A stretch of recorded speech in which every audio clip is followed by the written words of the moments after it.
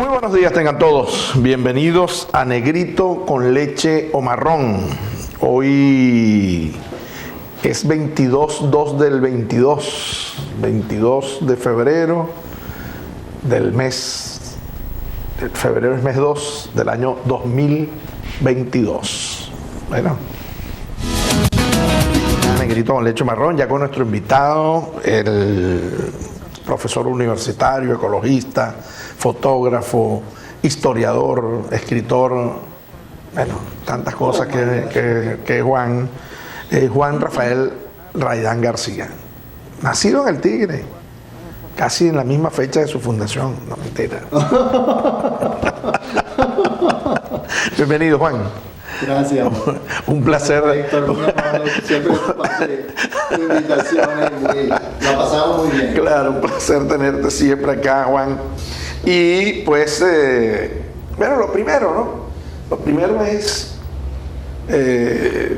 23 de febrero, sobre qué se basa esa fecha. Tú tienes una posición muy interesante que define, pues, otra fecha, porque de no ocurrir lo que ocurrió ese día, de repente no se desarrolla esta ciudad como debía ser. Vamos a hablar de eso. ¿Por qué el 23 de febrero y no otra fecha? Es interesante porque a finales de los años 20, vamos a decir 1928, 1929, comenzaron a llegar sismógrafos a la mesa de Guanipa, a esta zona. Como sabemos, era pura sabana, prácticamente no había poblaciones. La única población, podríamos decir, cercana al sitio donde se perforó el pozo G1, la oficina número 1, era el Cari, donde habían pobladores. Pero ¿qué población había allí? ¿Autóctona, indígena? Mixta. Sí, mixta, indígenas con españoles o descendentes de españoles. ¿Y qué hacían allí? Eran agricultores, porque eso fue una misión fundada por los monjes observantes de espíritu. En el 1700 y pico por ahí se fundó Nuestra Señora del Socorro del Cari. Todo, como tú puedes ver, casi todos los pueblos en Anzoátegui tienen nombres de santos. Santa Ana, San Joaquín, claro. Santa Rosa, porque casi todos fueron fundados por los monjes observantes de espíritu. Capuchinos y franciscanos fundaron estas misiones, y por supuesto cuando llegan acá los sismógrafos que estamos hablando en los años finales de los años 20, comenzó la primera perforación sobre la mesa de Guanipa. Ahora llegan los sismógrafos, ¿por qué? O sea, eso estaba en todo el territorio nacional. Ya se sabía que podía haber petróleo. Claro, porque antes de haber petróleo, antes de haberse sacado el petróleo sobre la mesa de Guanipa, ya habían sacado petróleo en Monagas, en la zona de Quiriquiri. Correcto. ¿Verdad? ¿Y no había brotes espontáneos? No, los brotes espontáneos aquí en Venezuela se daban en dos sitios, que el lago de Guanoco, y se le dice Guanoco porque los indígenas le decían Guanoco al petróleo. Correcto. Y en la zona de Maracaibo, en la costa oriental del lago de Maracaibo, el Mene. Correcto, salía, brotaba de las hondanadas. Okay. Brotaba, como dice Rómulo Gallego, brotaba el aceite magnífico y tremendo. Así es, correcto. Sí, brotaba de las hondanadas. Entonces, los indígenas de la zona del sur le llamaban Mene al petróleo. Y por acá Guanoco. Y por acá Guanoco. Correcto. Ahora, Juan, llegan los sismógrafos y comienza esto, porque presuponen que puede haber... Sí, esos sismógrafos vienen desde Maracaibo, porque ya comenzó la odisea petrolera en Maracaibo. ¿Cómo llegaban aquí? Interesante, salían entre el puerto de Cabimas y Maracaibo, salían los buques, pues, vapores, las gabarras, hacia el Golfo de Venezuela, y venían por toda la costa de Venezuela, prácticamente atravesaban toda la costa hasta llegar al delta. Puro cabotaje. Exacto, a llegar al delta del Orinoco. Correcto. Entraban por el Orinoco, uno de los caños del Orinoco, y llegaban al puerto de Ciudad Bolívar. O en ese entonces también estaba La Peña, el puerto de La Peña. Que es al frente. Al frente, al lado hacia Soledad, pues cerquita de Soledad. Que, bueno, claro, había que quedarse ahí porque cómo cruzaba después, tenía que estar. Exactamente. Y la maquinaria la desembarcaban allí y la traían de allá hacia acá por las trillas, pues por los caminos reales, llegaban aquí buscando el petróleo. Llegó el sismógrafo en la zona de San Tomé, se estableció un sismógrafo, donde hoy es San Tomé, se estableció un sismógrafo. Seismography Company. ¿Y eso, el sismógrafo lo dejaban allí sin personal o había un personal sin? No, había un personal, por supuesto. Tenían sus carpas, ¿verdad? Ellos venían a explorar. Esas exploraciones comienzan finales de los años 20, ¿no? 28, 29. ¿Extranjeros o venezolanos o ambos? Ambos, correcto. Pero sobre todo la tecnología lo tenían los americanos, la empresa americana, la Gulf. Y la mayoría de los técnicos, aquí nosotros no teníamos técnicos petroleros. Correcto. Lo que teníamos eran personal obrero, mano de obra, exacto. Pero los técnicos venían de afuera. Entonces, pero un 23 de febrero del año 1933, baja la mecha del taladro a perforar la sabana. Y a esa locación le dieron el nombre de O por oficina, G por la empresa Gulf, número 1 por ser el primer pozo. Correcto. OG1, exacto. Entonces, le dan el nombre de oficina porque el lugar más cercano a esa locación era una oficina que estaba en el Tigrito, una oficina de telégrafo, que se comunicaba con Barcelona y Ciudad Bolívar. O sea, tenías que llegar al Tigrito para mandar un telegrama. Exactamente. Correcto. Y no había Tigrito, lo que había era o sea, a la zona donde está el Tigrito hoy enclavado. Lo que llegaban eran allí la gente que venía de Ciudad Bolívar, o sea, las trillas, las cosas, se paraban allí, era como una parada. Había como un ático, ¿no? Allí tenían sus animales, sus cuestiones, y estaba el sismógrafo, el telégrafo. Y le ponen oficina por eso. Claro. Por la oficina que estaba allá. Porque todo el mundo decía la oficina, inclusive gente de Pariaguán venía a poner las partes, que se llamaba así en la época de los telegramas, a oficina. Porque por esa parte la civilización llegaba a Pariaguán. Exacto, y también Pariaguán, Cantaura, y esto era sabana pura. Esto era un zigzag. Y esto era sabana. Salían de Ciudad Bolívar, canoa, aquí a oficina. Cantaura. O Pariaguán. Cantaura. O Pariaguán, o Cachipo. Cachipo existía también. Claro. Cachipo, el Cachipo sale incluso en la historia. Y Humboldt estuvo en Cachipo. Claro. En 1800, sí. Entonces, Cachipo, Cantaura, Aragua de Barcelona, y así iba hasta llegar a Barcelona. Correcto. Entonces, ese día, tal día como mañana, 23 de febrero del 33, comienza la excavación. A perforar la excavación.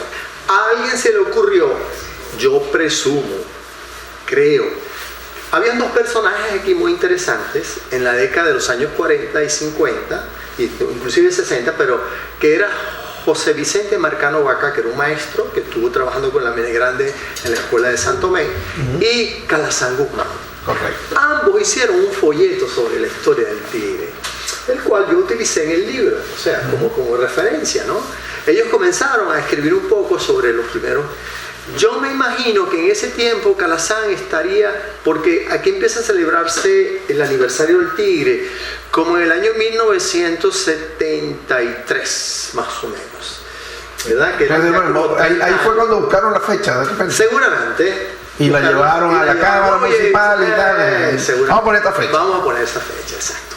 Pusieron el 23 de febrero. Porque no hay registro que yo sepa, que yo he encontrado, por lo menos. No, tampoco es que he escudriñado mucho sobre el asunto, pero es que tampoco no hay información. ¿Dónde aquí tú vas al Consejo Municipal y todo desaparece de una administración a otra, ¿no? Claro. La información histórica y tal. Bueno, total es que ese día, eso sí, está registrado desde el punto de vista del sismógrafo, de la perforación, porque esos son registros eléctricos. Y registros que llevaba la empresa petrolera. Eso sí lo lleva. Exactamente, eso sí lo lleva. Entonces, un 23 de febrero. Dijeron, buscaron ahí, déjame ver cuándo se comenzó a perforar este pozo y... Exacto. Ahora entra tu propuesta. perforar no es nada. O sea, estar perforando. Bueno, en esa época era una odisea. Oye, ok, pero puedes tener éxito como puedes tener un fracaso. No puedes tener éxito también. Exactamente. Entonces, ¿cuándo sale esa gota de petróleo, que me imagino sería un chorro?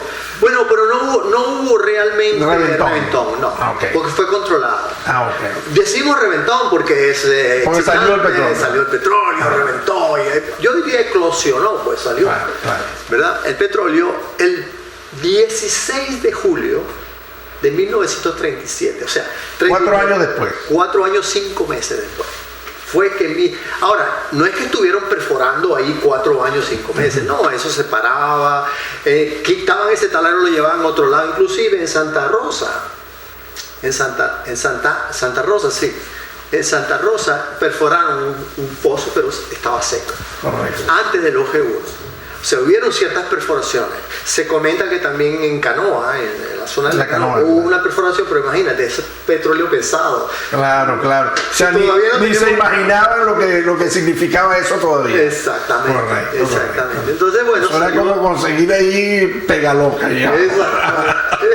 Entonces, un 16 de julio de 1937 salió el petróleo. ¿Qué significa eso? Bueno, eso significa que si no hubiera petróleo, no hubiera nacido el mundo. Correcto. No, entonces la pregunta es esta.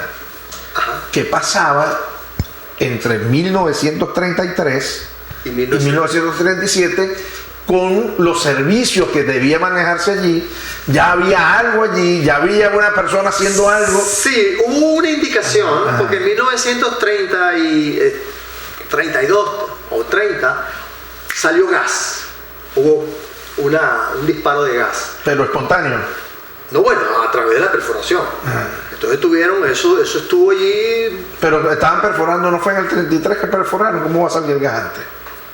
No, el 33. Ya en el 34, en 1934, 35, salió gas. Ok.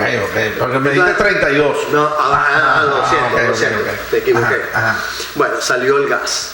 Entonces ya al haber gas... Decían, puede haber agua. Por supuesto, no, debe haber petróleo. Claro. Entonces, bueno, continuaron con el proceso hasta que en 1937 es una fecha escrita en la parte de los geólogos y de toda de la Gulf. De la Gulf, exacto. Salió el petróleo el 16 de julio y ese día es interesante. Miguel Otero Silva, en su oficina número 1, en su novela, que les recomiendo que la lean porque es muy interesante. Claro, bellísimo. Está novelada, pues, la historia del Tigre. No es que todo lo que dice es cierto. Claro, no, hay como todo. Exacto, hay elementos que son ciertos, muy interesantes. Él expresa en unas palabras magistrales la forma en que salió el petróleo en la mesa de Guanipa, ¿no? El 16 de julio de 1937, día de Nuestra Señora del Carmen. Claro. ¿Verdad? Entonces yo estoy proponiendo desde hace tiempo, desde hace, 30 años atrás, que esa fecha sea considerada importante para el Tigre, claro, porque es una fecha en que salió el petróleo memorable y ahí termina de nacer el Tigre. Porque lo demás fue gestación. Claro, yo lo que quiero que me digas, ¿qué había en cuanto a personas, en cuanto a poblaciones, en cuanto a servicios públicos, entre el 33 y el 37? Porque me imagino que en lo que sale el petróleo comienza una movilización. Por supuesto, pero antes del 37 ya la gente de los lugares cercanos como el Cari, Cantaura, Pariaguán, La Canoa, se movían hacia acá. Se movían porque había gente trabajando en unas carpas allí. Correcto, entonces iban a venderle cosas. Iban a venderle cosas, a buscar trabajo. Oye, por ejemplo, había que dejar las herramientas, los taladros, por un tiempo allí y ponían un personal de gente, los campesinos que habían por allí, a ser guardianes. Correcto. A cuidar eso. Inclusive Mauro Barrios en un relato que él hace de Juanipa Pantá, que él tomó datos del comienzo del Tigre. Mauro, Barrios Padre. Okay. Mauro Barrios Padre. Escribió un cuento, ¿verdad? Llamado Guanipapantá, donde él expresa allí en ese cuento que un tal Juan Manuel era el hombre que les cuidaba las herramientas, las cosas a las empresas Gulf. Correcto. Entonces, la zona está allí, allí estaba el pozo, el OG1. Llegaba esa gente allá a vender algunas cosas, a conseguir algún trabajo, pero no era una ciudad, no era una población consolidada, no era ni siquiera un caserío. Para nada. Luego, cuando empieza antes de que saliera el petróleo, ya mucha gente empezó a construir ranchitos alrededor del pozo, a cierta distancia, por supuesto. Tuvieron que poner guayas claro. para que la gente... Para poner los temas de seguridad. Exactamente. Y eso ha sido controversial desde el punto de vista político, ¿no? La guaya que dividió el campo de los campesinos, tú sabes. Claro, el tema ese político ideológico, donde nuevamente tú tenías que estar al lado del pozo cuando reventara. Exacto. No tienes que tener seguridad, no importa, porque ese petróleo es tuyo. Sí, exacto. Sí, es cómico. Entonces, es cómico, ¿no? Pero es así. Sí. Entonces, allí sí comienza, pues, cuando hay la salida, la eclosión del pozo, como dices tú. Ahí empezó, es más, ya en el 39, 37, ya estaba casi lista la carretera porque no había carretera, entre acá al Tigre, pues San Tomé y Barcelona. Y por supuesto, ¿Y por qué no se movió una carretera primero hacia Bolívar, que era por donde llegaban los barcos más o menos, sino a Barcelona? No es más lejos. Bueno, porque no había carretera. Correcto, no había ninguna. Pero, ¿me quieres decir que por qué no la construyeron primero? Ajá, correcto. Bueno, imagínate tú la inversión que tienen que hacer para una carretera sin que tuviera seguridad de petróleo. Entonces, ¿cuál es la manera más, digamos... Ir moviéndose por donde ya se movían las cosas. Exacto, y menos costosa, me imagino, ¿no? Claro. Es obvio. Entonces, como había un tráfico, existía un barco que iba siempre, por muchísimos años, no sé cuántos, desde Ciudad Bolívar a Maracaibo. Es más, hay una fotografía que puse en el libro, que la conseguí, donde hay un buque inmenso que dice Maracaibo, en el puerto de Ciudad Bolívar. Muy interesante la fotografía, de los años 40, ¿no?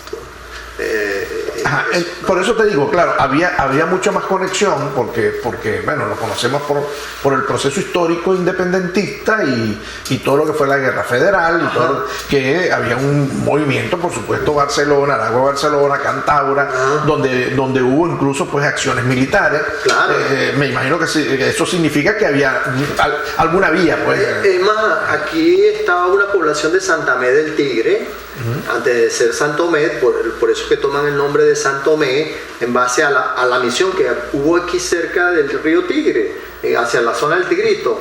Hubo una misión, Santa Mé del Tigre, que en la Guerra Federal lo queman. Quemaron a Santa Mé del Tigre. Era una población indígena en la Guerra Federal. Claro. Bueno, por eso te digo que hacia allí seguramente había algún tipo de movimiento. Después de la Guerra Federal, después del tema Guzmán Blanco, después del tema Gómez, donde las montoneras seguían activas, y esos eran los movimientos, ¿no? Que había. Nadie se iba a meter en una sabana a no ser a esconderse. Exacto. Ahora, entonces, por eso se monta esa vía hasta Barcelona, hasta el puerto de Guanta. Claro, hicieron la vía para llevar el petróleo por el oleoducto. Hicieron el oleoducto. Exacto. La vía era para también, la vía con el oleoducto. Paralelamente a la carretera empezaron a hacer ya el oleoducto. Interesante, ¿no? Hasta Guaraguao, que ahí entonces era el puerto de embarque. Y por supuesto ya estaban abriendo otros pozos, ¿no? Por supuesto. Inmediatamente. El OG2. Los G2, los G3, los G4, y después empezaron las siglas a cambiar. Bueno, porque después la Gulf sale por el tema monopólico en Estados Unidos, dividen a las empresas petroleras y se crean subsidiarias distintas a la empresa por el tema monopolio en los Estados Unidos, sí, claro, sí, el trust, antitrust, correcto. Bueno, se creó la Mene Grande. A mí me pareció interesante el nombre de esa empresa, porque ellos comenzaron en Mene. Claro, Mene o sea, toman un nombre vernáculo, o sea, muy bonito, incluso, y de petróleo, claro, de la parte del Zulia, ¿no? Mene Grande. Mene Grande. O sea, no es ni Gulf, ni Exxon. No, Mene Grande. Y había ya una... venezolanizan la empresa. Claro, exactamente. Se llamaba Mene Grande Oil Company CA, compañía anónima. Juan, vamos a ir a una pausa y al regreso vamos a comenzar algo que siempre le interesa a la gente. Los primeros en todo acá. ¿Qué fue lo primera escuelita? ¿Qué fue lo hemos hablado varias veces, pero nunca la gente se cansa de recibir esa información. ¿Ok? Sí, porque imagínate tú, casi todos los pueblos aquí son pueblos viejos, centenarios. Entonces, bueno, pues ¿quién fue el primero? Bueno, Cantabria está cumplió 400 años, creo. Pariaguán 300 y pico. Cachipo cumplió 300 también. Y toda esa Santa María de Pide, tú dices, bueno, y son poblaciones que quedaron allí. Claro. Quedaron allí como Macondo, como Ortiz, por decir alguna. Entonces, bueno, vamos a esa pausa y al regreso vamos a esos temas que a la gente le gusta. Okay. La iglesia, el tema de la plaza, el tema de quiénes llegaron primero, cómo llegó el viejo Juan Raidán y toda esa familia pues acá al Tigre. Ya regresamos a Negrito con Leche Marrón conversando con nuestro excelente colega, profesor universitario por supuesto, Juan Rafael Raidán García. Ya regresamos. Bueno, estamos de vuelta acá en Negrito con Leche Marrón, conversando, bueno, la conversación entre el negro, la vieron perfectamente nuestros amigos acá en Instagram Live, bien interesante también lo que se conversa, son temas bien interesantes que claro, no son parte del programa, pero que sería interesante hacer un programa con respecto a eso, ¿no? Sí, bien interesante. Una divagancia, ¿no? Como diría Zapata, un día hacer una divagancia de esto, este tipo de cosas, que la gente participe. Entonces, Juan, lo primero de lo primero. Bueno, vamos a leer algunos mensajes que vienen por acá. Ok, este tema no tiene que ver con el programa. Aquí dice, a propósito de Calazán Guzmán, cuando estaba en la Contraloría del presidente del Consejo Municipal me dice, ¿puede hacer un estudio de la deuda que se tiene con los obreros y llevarla al Ministerio de Relaciones Interiores? Y le contesté, con gusto, presidente. Me dirijo a Caracas y me llego a la oficina respectiva donde estaban 3 funcionarios. Me presento y les digo que vengo del Tigre. Los tipos me dicen, ¿del Tigre? ¿Dónde queda eso? Entonces le respondí, o sea que usted no se ha leído Oficina 1 de Miguel Otero Silva. De inmediato uno de ellos responde, claro, en el oriente del país. De regreso le comenté a Calazán y el flamante periodista hizo un cuento y lo publicó en un periódico donde trabajaba. Esto me lo dice Johnny Gutiérrez. Saludos a Johnny, nuestro colega también, nuestro colega ya también en el Yuja. Entonces, Juan, es verdad, o sea, nosotros estamos obligados a leernos Oficina 1. Debería ser la primera lectura de una novela de cualquier estudiante en el Tigre, ¿no? Porque es la única o la primera dirigida expresamente al Tigre. Sí. Ahora, lo primero, Miguel Otero, ¿de dónde saca Miguel Otero ese planteamiento? ¿Estuvo por el Tigre? ¿Hizo algunas investigaciones acá? Sí, porque el primero escribió Fiebre. Correcto. Antes que Oficina, antes que Oficina escribió Fiebre. Y en Fiebre él habla de dos mujeres que de alguna manera son las protagonistas, sobre todo la joven, en Oficina número 1. Y estas 2 mujeres vienen de Ortiz. Parapara de Ortiz. De Parapara de Ortiz, muy interesante. Y cuando ellas vienen, la Oficina número 1 comienza con la llegada de estas 2 mujeres a la mesa de Guanipa, ¿no?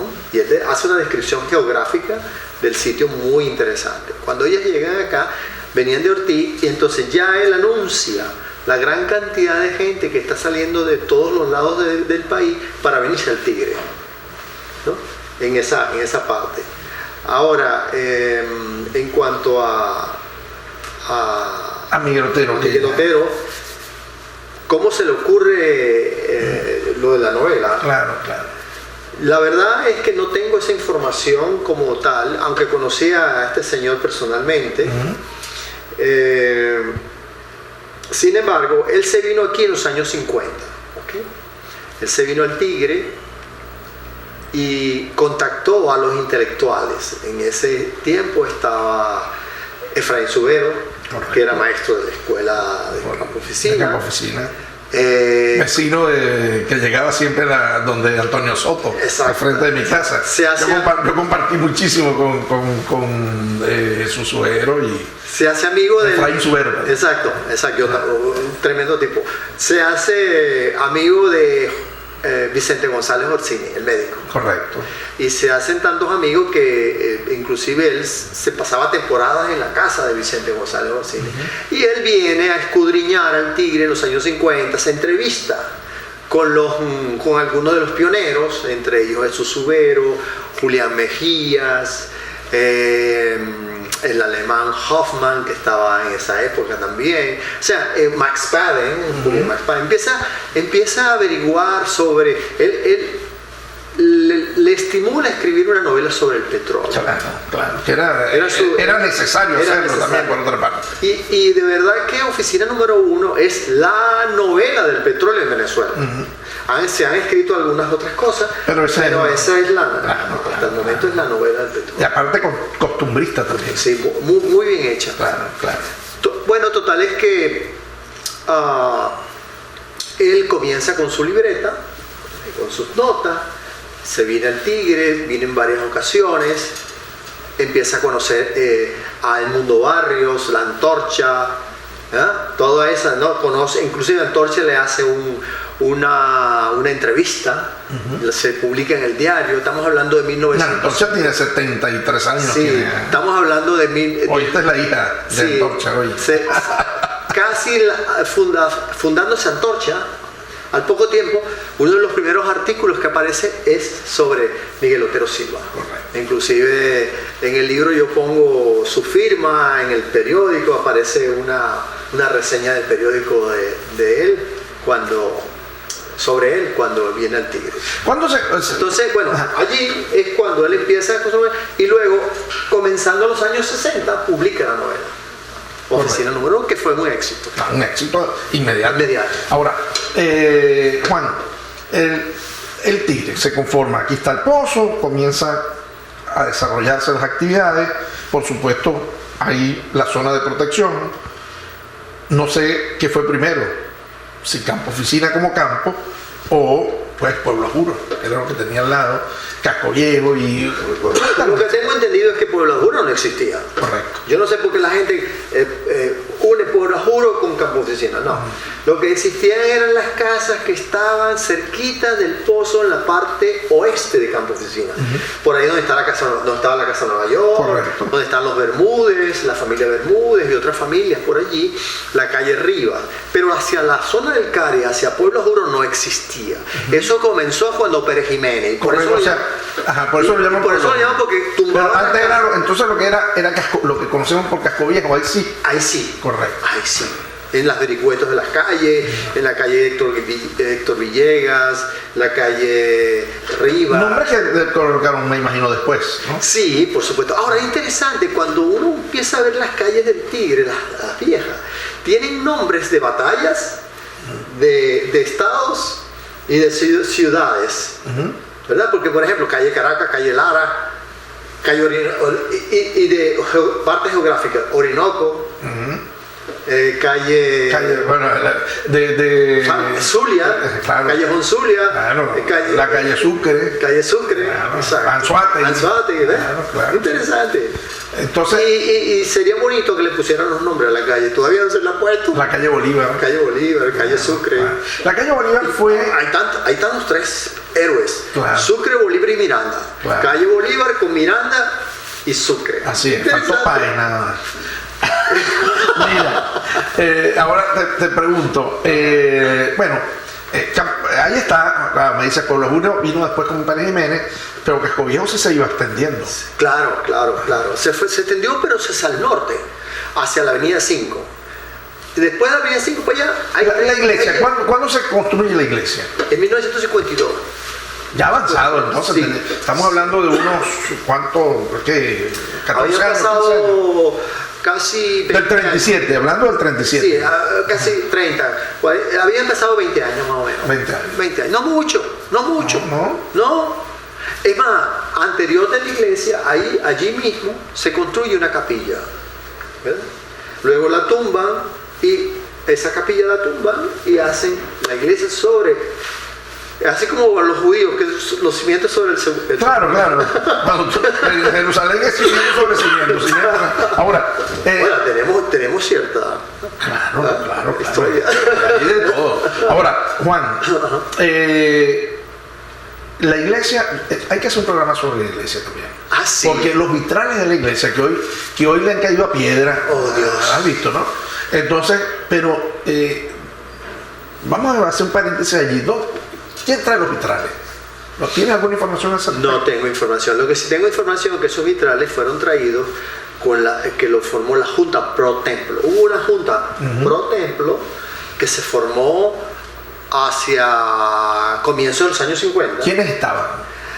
Las personalidades del Claro, Tigre, claro. estaban las hermanas Dreger, Lola y Luisa, estaban las Poletti, estaba la señora Nieves de González Orsini, ¿verdad? Estaba la señora Kay. Los católicos, porque Por supuesto. porque dentro de los fundadores había varios ateos comunistas, vamos a estar claros, que también sería interesante conversar de eso. Ese Juan Manuel Ceballos, Claro. que fue una figura muy importante, tú lo conociste. Claro, y a su esposa. Mi Nina. Sí, claro. Es que nosotros somos de la realeza del Tigre, te digo. Pobres, pero... Pobre, Entonces, bueno, interesante, ¿no? Ese tema. Ahora, ¿qué hacía la gente empezando el Tigre? Ya el 37, porque ya estamos claros que la fecha fue una fecha decidida. O sea, bueno, vamos a poner esta fecha. Vamos a estar claros que eso fue lo que ocurrió. O sea, no es que llegó Diego de Lozada. en esa época no había celebración, nadie había contabilizado el Tigre. No, eso fue a partir de los años 60, perdón. Correcto, o sea, pero previamente se fue desarrollando toda la ciudad. Claro. Y era muy agradable, la gente venía porque había un gran clima aquí.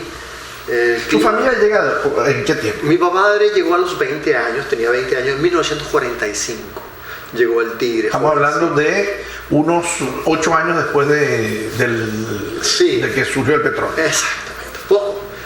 Pero antes de él, por supuesto, llegaron otros, ¿verdad? Ya se estaba estableciendo ya se empezó a establecer la primera calle comercial, que fue la Guevara Roja. La Guevara Roja. En esa calle, yo no nací en la calle, pero nací en una de las casitas que estaban en la calle de Bararroja. Sí. Bueno, ahí todavía queda... Era la calle comercial. Ahí todavía queda vestigio del concesionario Ford. Sí, claro.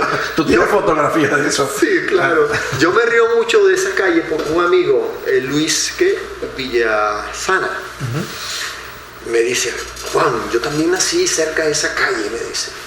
Y yo me acuerdo, Juan, cuando yo era niño, yo veía los avisos.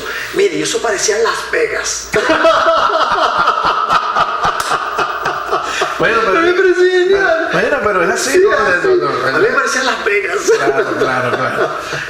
La primera escuela, Juan. Hubieron escuelitas de esas la gente llevaba donde iba a aprender a escribir. Eso sí. Pero la primera escuela realmente la hace la compañía. Escuela El Tigre.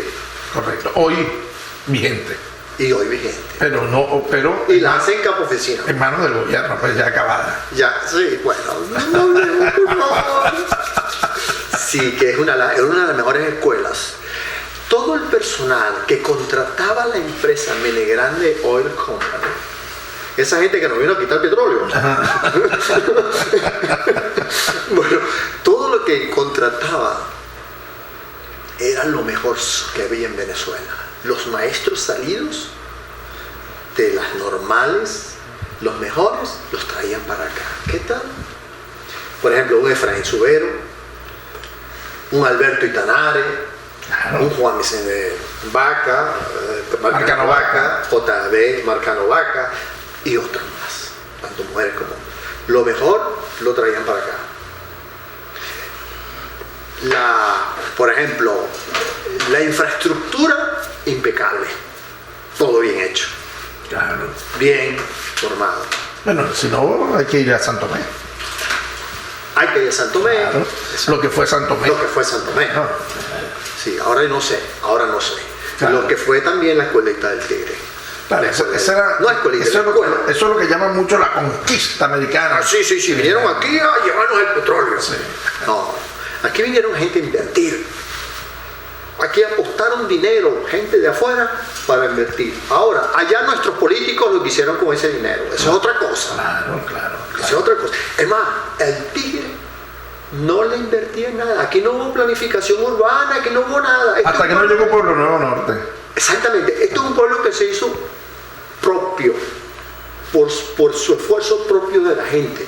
La iglesia la construyó la gente, la primera placita Bolívar, que hoy es Simón Rodríguez, la construyó la gente, ¿verdad? Correcto. Sí, tranquilo. En fin, muchas escuelas la construyó la misma gente, clubes de servicio, ¿verdad? Nuestros padres que pertenecieron a los clubes de leones y otros que pertenecieron al Rotary, hicieron escuelas, hicieron muchas cosas. Claro. Gente O sea, que venía no solamente a trabajar. fue lo que- Mira, yo me pongo a pensar. una verdadera acción comunal. Sí, gente que amó al Tigre, hizo el Tigre, dio su vida por el Tigre, que deberían tener muchos sus nombres en las calles. Claro. ¿Eh? Para ser verdaderamente justos. Justo, sí. Hoy por hoy quizás hay mucho resentimiento quizás. Por ejemplo, extranjeros que vinieron aquí, uno de ellos que para mí llegó a ser el Rockefeller del Tigre fue Estefano Masorio, el señor Masorio. El señor Masorio llegó aquí, se casó con una venezolana de Pata, la señora Amalia Dale, se casó y vino al Tigre a trabajar, vendiendo gasolina, vendiendo esto, y levantó un imperio aquí, puso a gente a trabajar aquí, hizo cosas bonitas por el Tigre, hasta una fuente le hizo a su negocio, la arquitectura que hicieron, o sea, gente que vino y construyeron acá. No vinieron a llevarse, no, vinieron a traer. Vieron árabes que hicieron sus edificaciones y dejaron sus familias aquí, italianos, españoles, en fin, es interesante.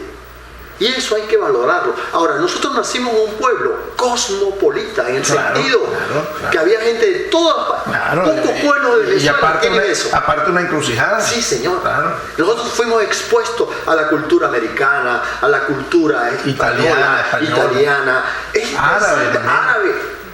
Que pocos pueblos en Venezuela tienen eso. Es increíble. El bagaje cultural que ha habido y hay en el Tigre. Te emociona bastante. Sí, porque es verdad, me emociono. Porque yo digo, nosotros, ¿saben por qué? De alguna manera. Porque nosotros, de alguna manera, por el nombre que tenía el pueblo, y como era un pueblito, el Tigre era así como, no digas que eres el Tigre. Sí. No digas que eres el Tigre. O gente que se iba, mujeres que se iban a parir a Caracas porque el hijo no naciera en el Tigre. ¿Tú te imaginas? Claro. Entonces yo me emociono porque cuando uno despierta y se da cuenta de lo que realmente es el Tigre, con todas sus rayas y sus huecos, es un gran pueblo. Así es. Es uno de los mejores pueblos de Venezuela. Y es meritorio que empieza con... A mí me gustó el video que hizo el otro día un muchacho. Yo soy el Tigre, no sé qué más. Yo no sé si te lo llegaste a ver. Muy simpático el video. Que aquí tenemos maní, que aquí tenemos... ¿Cuál será ese? El de... Un muchacho que hizo un video muy jocoso. Hace poco. hace poco, y después pusieron a una mujer a hablar por él. Ok. Muy, muy simpático el video. Bueno, hay un video por ahí que está promocionando también un buen amigo, el amigo Saúl Alcalá, también está grabando unos micros interesantes. Yo le dije que se pusiera en contacto contigo, que de verdad podrías hacer una buena asesoría en eso, ¿no? Okay. Porque, ahora, mira, uno de los problemas, nosotros lo hemos hablado varias veces, Juan, es el problema del registro, ¿no? O sea, tú lo dijiste, tú llegas de repente a un consejo municipal que debería tener unos archivos históricos y no hay. No lo hay. No lo hay. Entonces, tú llegas al Consejo Municipal de Caracas y ahí consigues cuánta decisión se ha tomado desde la fundación de Caracas hasta nuestro día. Consigues eso. Lo consigues en la Biblioteca Nacional, lo consigues en temas importantes. Nosotros no tenemos prácticamente registro, ¿no? Que es lo más importante de una ciudad para llevar esto, ¿no? Tú que eres investigador, te has topado con eso. Sí, claro. Como dijo el Quijote, nos topamos con la iglesia, Sancho, tú dirás, nos topamos con la burocracia. Entonces, sí. ¿Cómo has podido registrar entonces toda esa obra? Mira, tomando Juan? aquí, tomando allá, yendo a Caracas, metiéndome en Biblioteca Nacional, buscando los periódicos viejos, las revistas, y todo lo he ido concatenando, ¿verdad? Como armando, como dice, como un rompecabezas. Las ediciones de Antorcha están asequibles. Mira, la última vez que yo fui a Biblioteca Nacional, no están todas, por supuesto, hay algunas, hay una cierta cantidad y me ha servido muchísimo, pero la última vez que yo tuve hasta problemas para que me las volvieran a prestar, o me las facilitaran para tomarles algunas fotografías y tal, porque está casi deteriorado, ¿no? Entonces me dijeron que la iban a digitalizar, pero con estos cambios que ha habido de gobierno, eso ha sido catastrófico también. Claro, recuerda que este tipo de autocracias, lo primero que tiene que borrar es la historia. Sí, ajá, ok. Eso es lo primero, su primer objetivo Sí, es ese es uno de los objetivos. cambiar la historia, colocarla a tu criterio, cambiarle la imagen a Bolívar, que él mismo dijo, señores, este es lo más parecido a mí. Ellos lo cambian porque ellos necesitan cambiar la historia, ¿no? Y para eso tienen que destruirla, por lo tanto no podemos esperar de ellos mayor dedicación a conservar las cosas, ¿no? Pero nosotros estamos obligados a conservarlas, claro. Como ciudadanos, y como tenemos una responsabilidad. Tú tienes una responsabilidad que ha venido cumpliendo con tu trabajo, pero todos tenemos una responsabilidad de preservar la historia para nuestros hijos, los que vienen. Así es. No hay identidad con desconocimiento del pasado. Correcto. Ni mucho menos sin pasado. Así es. Y el que no conoce su pasado está dispuesto a repetirlo, tan simple como eso. Entonces, es decir, no vivir del pasado, pero sí estar en el presente y sabiendo por qué el presente es así. Porque al saber por qué el presente es así es porque conocen el pasado. Correcto. Y eso te da una referencia. El pasado determina tu acción. Dice por aquí una pregunta, muy buenos días amigo, tengo una pregunta. ¿Dónde termina el tigre y empieza el tigrito? No sé si has trabajado sobre eso, Juan. Bueno, lo que tengo entendido, y hasta hice un mapa del tigre en el año 2013. Creo que es un mapa muy bonito, por cierto. Yo me sentí orgulloso de ese mapa. No sé si tú lo llegaste a ver. Sí, yo creo que se me lo enseñaste en una oportunidad. Ajá. Termina allí donde bifurcan las vías, donde está San José, ahí entrando donde está Maciza. Ajá. Una empresa que está allí que vende madera. Claro, la madera. En esa zona por allí. Termina el tigre y comienza el tigrito. Hay una cierta disputa, claro. pero por ahí comienza. Una disputa que no está en nosotros tampoco resolverla, porque eso es competencia del Consejo Legislativo Regional. Ahora, yo toda esta zona, yo le pondría Ciudad Guanipa. ¿Acabaría con el nombre del tigre? No, zona el tigre, zona el tigrito. Ciudad Guanipa y zona Santo Tomé. El icono Mali. Sí. Ciudad Guanipa para el estado Guanipa luego. Sí, exactamente. Yo estoy de acuerdo con la tesis de... Importancia de la diócesis del Tigre para el desarrollo de nuestra zona. La iglesia siempre se adelanta a todo. Ajá. Y dijo, señores, hay una diócesis para el tigre. Ah, bueno, mira, es interesante eso. Hay muy interesante, sí. Hay muy interesante, sí. Yo creo que si no hay una tremenda relación y reconocimiento profundo entre el norte y el sur de Anzoátegui, que no es que allá está el gobernador y cuando se viene a partir es como que si llegara el presidente de la República. No. Puerto La Cruz. Puerto La Cruz y Barcelona viven del tigre. O cuando llegue aquí nadie le para. Nadie le para. Puerto La Cruz se hizo por el tigre. Barcelona, aunque es antigua, pero ha crecido también. ¿Por qué?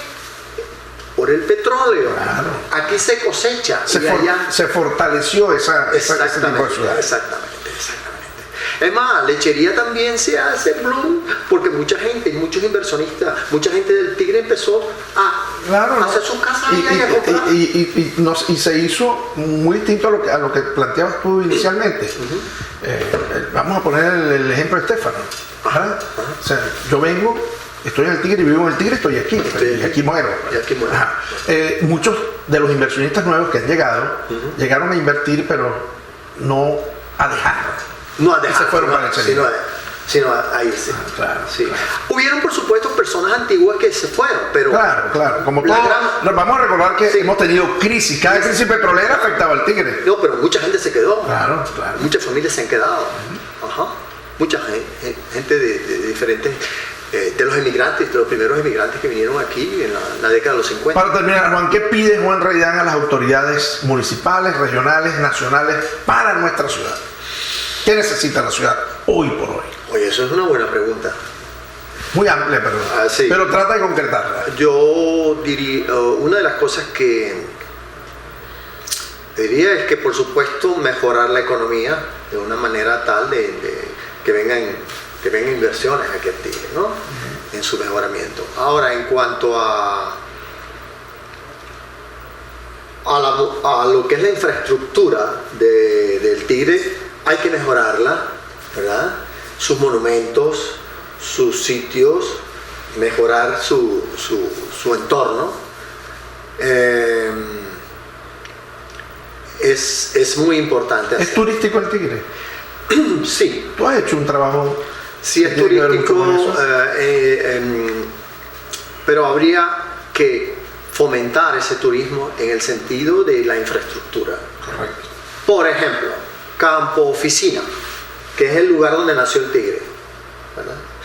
Es un lugar que habría que mejorarlo, construir allí, invertir para que hubiesen un gran parque, además de lo que es la infraestructura urbana que tiene, un gran parque donde esté allí un museo del petróleo, donde